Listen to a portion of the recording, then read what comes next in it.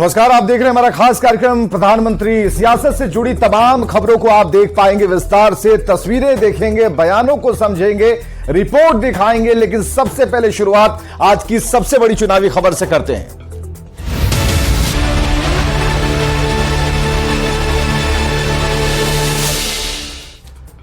दिल्ली में केंद्रीय गृह मंत्री की अध्यक्षता में नक्सलवाद को लेकर बुलाई गई बैठक में बिहार के सीएम नीतीश कुमार शामिल नहीं हुए। उनकी जगह पर बिहार के वित्त मंत्री विजय चौधरी बैठक में गए। INDIA अलायंस बनने के बाद से नीतीश के बदले हुए रुख को लेकर सियासत तेज है।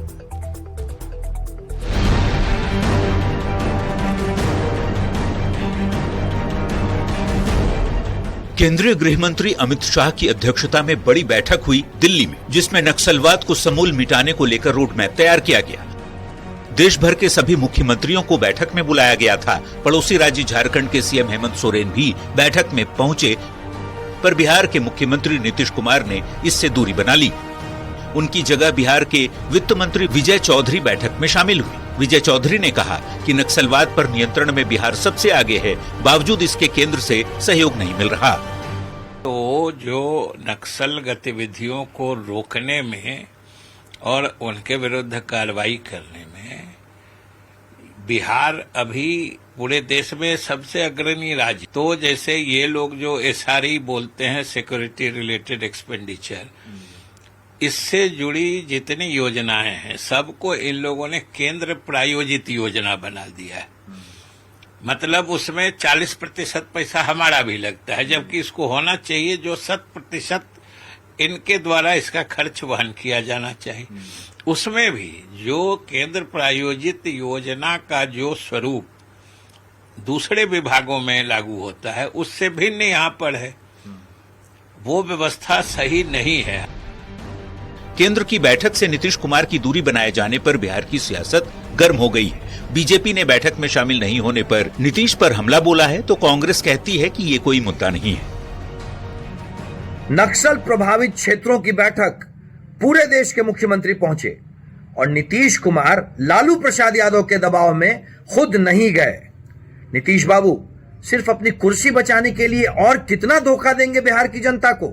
गृह मंत्री के द्वारा बुलाए हुए बैठक तो आवश्यक नहीं हर बैठक में मुख्यमंत्री ही जाए। मुख्यमंत्री की अपनी व्यस्तता होती है। सीएम नीतीश कुमार शुक्रवार को वैसे काफी व्यस्त दिखे थे। पहले सचिवालय में फाइलों का निपटारा किया, फिर नीतीश JDU दफ्तर पहुंचे और वहां पार्टी नेताओं के साथ बैठक की। जाहिर है व्यस्तता वजह हो सकती है, पर नीतीश केंद्र की बुलाई कब और किस बैठक में शामिल नहीं हुए, ये भी जरा जान लीजिए।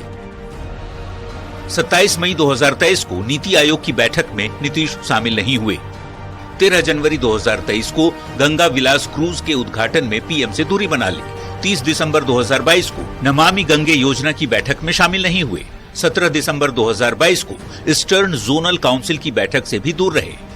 6 दिसंबर 2022 को G20 शिखर सम्मेलन को लेकर सर्वदलीय बैठक से भी दूरी बनाई। 7 अगस्त 2022 को नीति आयोग की बैठक से सीएम नीतीश नदारद रहे। 25 जुलाई 2022 को राष्ट्रपति के शपथ ग्रहण समारोह में भी नहीं शामिल हुए। महागठबंधन की सरकार बनने के बाद और बीजेपी के खिलाफ INDIA गठबंधन के खिलाफ मोर्चा बनाने वाले नीतीश की अहम बैठकों के बहिष्कार किए जाने पर सियासत इसी वजह से गरमाई हुई है। न्यूज़ 18 के लिए दिल्ली से अमितेश सिंह के साथ ब्यूरो रिपोर्ट। बिहार दौरे पर आए बीजेपी के राष्ट्रीय अध्यक्ष JP नड्डा ने विपक्षी गठबंधन पर तो हमला बोला ही, पार्टी कैडर को साफ तौर पर समझा दिया कि आगामी चुनाव में बिहार में अब बीजेपी किसी को अपने कंधे पर नहीं बिठाएगी और अपने दम पर बिहार में बीजेपी की सरकार बनाएगी। JP नड्डा ने सरकार की नाकामी गिनाने की भी बात कही और ऐसे में बीजेपी की चुनावी प्लानिंग पर बिहार की सियासत बेहद गर्म है।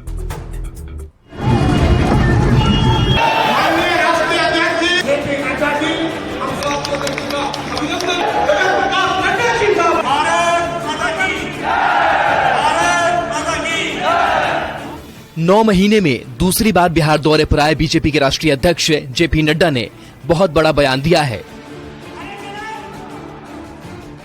JP नड्डा ने कहा है कि अब बीजेपी किसी को कंधे पर नहीं बिठाएगी। पहले बयान सुनिए, फिर JP नड्डा का इशारा किसकी तरफ है वो बताते हैं। समय आ गया है कि अब अपने कंधे मजबूत होकर के 2024 में संपूर्णता से हम चुनाव जीते और 2025 में तो अपना कंधे पर और अपनी मजबूती पर विशुद्ध भारतीय जनता पार्टी की सरकार बनाए, इसके लिए हम काम करें। बीजेपी के प्रदेश अध्यक्ष सम्राट चौधरी नीतीश कुमार को लेकर बार बार ये बयान देते रहे हैं कि बीजेपी अब किसी को कंधे पर नहीं बिठाएगी। अब अपने बल पर 2025 में सरकार बनाने का दावा कर इशारा कर दिया है कि नीतीश कुमार के लिए बीजेपी के दरवाजे बंद हो चुके हैं। जेपी नड्डा ने बिना नाम लिए नीतीश को हमेशा के लिए ना कह दिया। वहीं दूसरी तरफ बिहार की धरती से विपक्षी गठबंधन INDIA पर जमकर बरसे। ये जो इंडी अलायंस है, ये 3 आधार पर खड़ा है। पहला, परिवारवाद, दूसरा, भ्रष्टाचार। जातीय गणना के आंकड़े जारी होने के बाद से बिहार में सियासी हलचल तेज है। इसी बीच जेपी नड्डा का बिहार दौरा जातीय सर्वे के काट की तैयारी के तौर पर देखा जा रहा है। न्यूज़ 18 के लिए पटना से शैलेंद्र और आनंद अमृतराज की रिपोर्ट। तो जेपी नड्डा के कहने का मतलब है कि बिहार में बीजेपी की सरकार होगी और बीजेपी का ही सरकार में मुख्यमंत्री होगा। इससे पहले बीजेपी के कई नेता कह चुके हैं कि नीतीश के लिए बीजेपी के सारे दरवाजे बंद हो गए। दरअसल नीतीश हमेशा किसी न किसी के सहयोग से ही मुख्यमंत्री बने हैं और सबसे ज्यादा दिनों तक नीतीश बीजेपी के सहयोग से ही मुख्यमंत्री रहे। 2020 में बीजेपी की सीटें काफी ज्यादा थी, जबकि जेडीयू तीसरे नंबर की पार्टी थी और उसके बावजूद बीजेपी ने नीतीश कुमार को मुख्यमंत्री बनाया। लेकिन अब बीजेपी बिहार में खुद को मजबूत करने की दिशा में जुटी है और बीजेपी संदेश देना चाहती है कि अब अपने दम पर सत्ता हासिल करनी है। इधर बीजेपी के राष्ट्रीय अध्यक्ष जेपी नड्डा ने साफ कर दिया है कि अब बीजेपी किसी को कंधे पर नहीं बिठाएगी, तो नीतीश कुमार के साथ भविष्य के गठबंधन पर भी अब विराम लग गया। नड्डा के बयान पर बिहार में सियासत जारी है। के साथ बिहार की जनता नहीं, जिस व्यक्ति के साथ उसका स्वयं का दिमाग नहीं, जिस व्यक्ति के साथ उसकी आत्मा नहीं, जिस व्यक्ति के साथ उसका छाया नहीं, जिस व्यक्ति के साथ कोई विश्वास नहीं, उस व्यक्ति से भला कौन गठबंधन करना चाहेगा।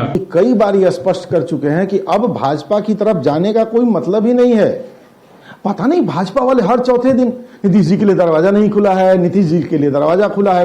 कि नीतीश कुमार जी ने भाजपा को छोड़ा है, भाजपा ने नीतीश कुमार जी को नहीं छोड़ा है और कोई इनके पास आवेदन लेकर नहीं गया है। तो भारतीय जनता पार्टी नीतीश कुमार जी के चेहरे पर उनके सहयोगी के रूप में इतने दिनों तक बिहार की सत्ता में रही। जिस तरह से विपक्षी दलों की एका बिहार में हुई है, ये राष्ट्रीय स्तर पर भी स्वरूप लेने में सफल रहा और आज इंडिया गठबंधन पूरी मजबूती के साथ मुद्दों के आधार पर मोदी को घेरने में सफल है। इसी कारण भाजपा के में बेचैनी और बौखलाहट है और इसी बेचैनी और बौखलाहट का परिणाम है कि भाजपा के नेता जब भी बिहार आते हैं तो नई नई बातें करते हैं। और अगले सेगमेंट में देखते हैं बयान बवाली जिस पर मचा है सियासी घमासान।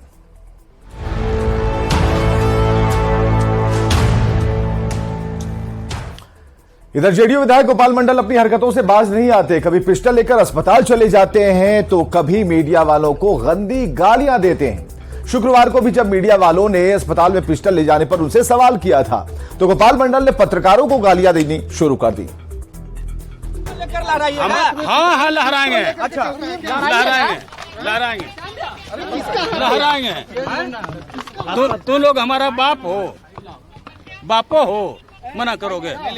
सर आप गाली दीजिएगा।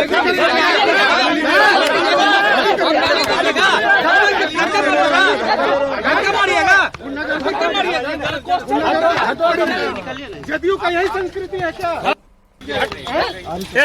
गाली क्यों बक रहे हैं? चलिए बयान बवाली में अब बारी है बीजेपी प्रवक्ता संबित पात्रा की, जिन्होंने आम आदमी पार्टी को भ्रष्टाचार का डॉन बताया। पार्टी सांसद संजय सिंह के आवाज से जब्त कागजातों पर क्या उन्होंने कहा, सुनिए। आम आदमी पार्टी ये कोई जेब कतरा नहीं है, ये आम आदमी पार्टी कोई चेन स्नैचर नहीं है, ये आम आदमी पार्टी कोई चिंदी चोर नहीं है, ये आम आदमी पार्टी कोई साधारण डकैत नहीं है, ये डॉन है, भ्रष्टाचार के डॉन। इस कारण से जिस प्रकार की बौखलाहट आम आदमी पार्टी में आज देखने को मिल रहा है, ये पूरा हिंदुस्तान देख रहा है। चलिए अगला बयान राजस्थान के खाद्य और उपभोक्ता मंत्री का है, जिन्होंने बीजेपी पर जयपुर में दंगे भड़काने का आरोप लगाया है। हिंदू और मुसलमानों की बात पर क्या कह रहे हैं अशोक गहलोत के मिनिस्टर, सुनिए। जयपुर में सबसे ज्यादा मंदिर वसुंधरा जी के शासन में, बीजेपी के शासन में तोड़े गए। तब ये बीजेपी वाले कहां चले गए थे? आज नाटक करते घूम रहे, हमने कोई मंदिर नहीं तोड़ा। हम मंदिर में पूजा करते हैं, भगवान राम के भक्त हैं, गोविंद देव जी महाराज के भक्त हैं, इसलिए हमें नहीं सिखाए। जयपुर में हिंदू मुसलमान में कोई टकराव नहीं है, टकराव वोट का है।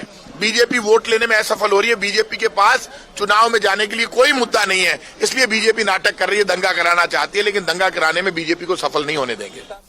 अगले सेगमेंट की तरफ बढ़ते हैं। ऐसी तस्वीर जो सियासत के लिहाज से सोशल मीडिया पर वायरल है।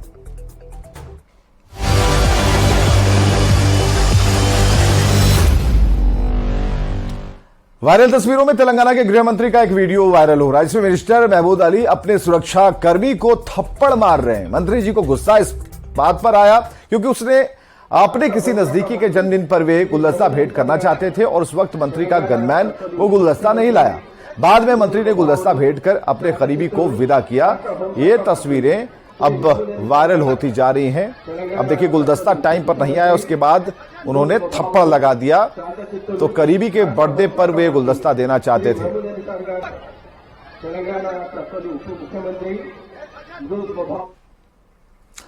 प्रियंका गांधी का एक वायरल बयान सामने आ रहा है। इसमें वो पूर्व प्रधानमंत्री और अपनी दादी इंदिरा गांधी को पहले महापुरुष उन्होंने कहा, फिर मन से गलती स्वीकार करते हुए तुरंत इंदिरा जी को देश की बड़ी हस्ती बताया। मेरी दादी इंदिरा गांधी जी भी एक इसी तरह की महापुरुष थी, पुरुष नहीं थी, मतलब एक बहुत बड़ी हस्ती थी। इधर मध्य प्रदेश के मुख्यमंत्री शिवराज सिंह चौहान के उज्जैन के महाकाल मंदिर में पूजा करने की तस्वीर वायरल हो रही है। सीएम शिवराज अपनी पत्नी के साथ महाकाल की पूजा कर रहे हैं और मंगल कामना कर रहे हैं। आपको बताएं कि मध्य प्रदेश में विधानसभा चुनाव सिर पर है। ऐसे में मुख्यमंत्री आए दिन भगवान के दर पर पूजा पाठ करने पहुंच जाते हैं और ये तस्वीरें वायरल हो रही हैं। चुनाव से पहले भगवत दरबार में मुख्यमंत्री। और आखिर में 24 खबरें छटाछट और फटाफट अंदाज में।